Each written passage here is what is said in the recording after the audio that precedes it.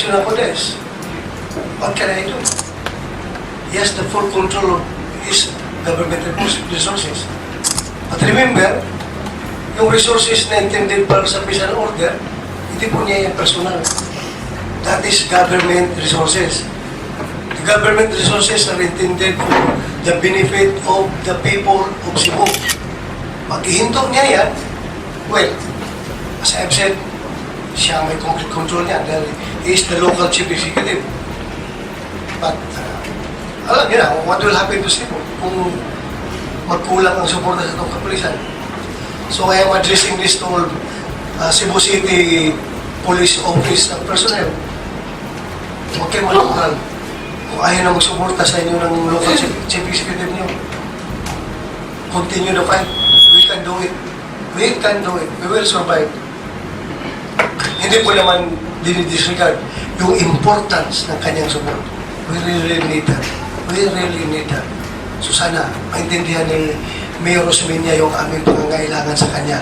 We really need him very badly. Ipagtanggal na mo ang inyong city director, ang inyong mga pulis na na-identify sa illegal drug trade. Pagkaan na ito, wala na itong cover-cover.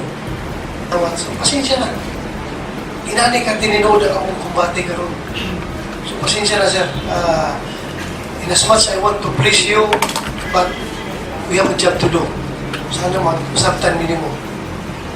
We really need you. Please don't abandon us in this fight. We really need you. But kung di rin nakagusto mong suporta sa MOA, what can we do? We will survive. I think na may ibang mga groups, mga businessmen na gusto mo tapang.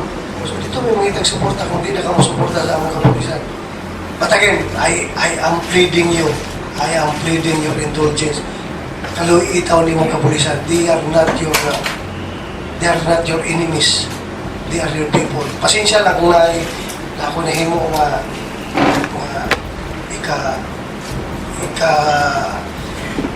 kasuko nimo, kapangluod nimo, but we have to do this